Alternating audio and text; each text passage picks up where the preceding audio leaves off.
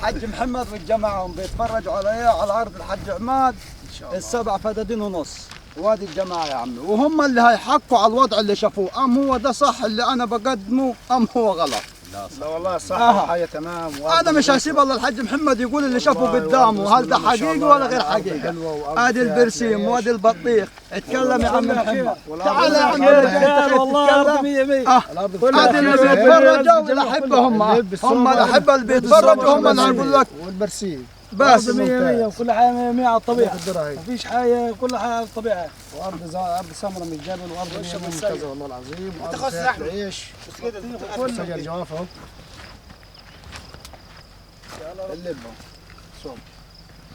رنيتوا علي قبلتك ولا قصرت معاه؟ لا والله قابلتني يا استاذ عصام. تعبت في حاجه؟ لا والله رجل محترم اقسم بالله. اتفرجت على كم زرعه لغايه دلوقتي؟ 4 زرعات. دي 4 صح؟ 7 ولا 5؟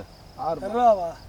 لا انا عايزه يلف براحته. والاربعه فدان انا عايز والخمسه فدان يلف براحته ويبص على اي مكان براحته. براحته. ونص دول 5 دي 5 زرعه يتفرجوا عليه. بس هم ما استقروش لغايه الان، بس يعني تقريبا الحاج محمد تقريبا عاوز يستقر هنا يعني. الحمد لله ان شاء الله ناويين على الراجل ده تاج حبيبي الراجل ده يا صاحبي محترم والله جديد لجبل درج غشيم.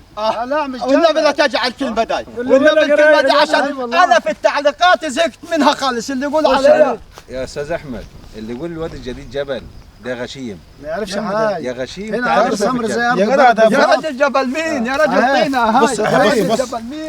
لا والله ارض طميه يا جدع طميه شاربه طين ولا مش طين؟ عندنا شاربه في ديروت احسن انظف منطقه في يا اخي والله العظيم الاراد بيعدي الارتاب بغلي. دي مرج، والله مرج الواد. دي مرج واد الجديد. بسم الله ما شاء الله. دي مرج الواد الجديد. بسم الله ما شاء الله. ارض ما فيش ولا غلطه والله العظيم. محصولها ممتاز وارض ممتازه والله. تسلم لا والله. بسم الله ما شاء الله. انت بتحكي حاجه تشجع عليك للعين. لا انا حتى انت اللي انا ما بيرضي الله بتحكي انا خلي بالك انا على راسك. الكلام ده طالع لوحده والله ولا انا ما اعرفكش ولا انت تعرفني، ده احنا متلمين مع بعض. طب دلوقتي يا عم عماد مش المفروض الفرس دي هديه للجماعه فوق البيت؟ هديه اللي هم عايزينها. يتهاون معانا. خش عنك كده وتتفرج كده.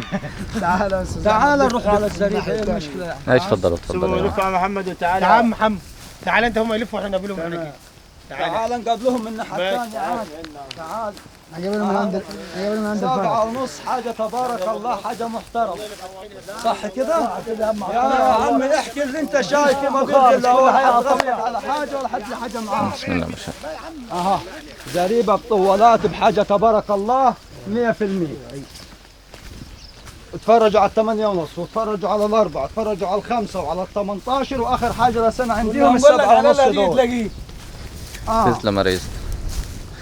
اكيد طبعا لازم تيجي تلاقيه، وانت لو ما جيتش تلاقيه بعد كده هتبقى سمعتنا احنا ناس وحشه. لا لازم اللي هتشوفها في التصوير بتشوفها في الطبيعه. صح ما ينفعش الف ادور عليها. على فكره اللي بتشوفه في التصوير مش هو اللي في الطبيعه.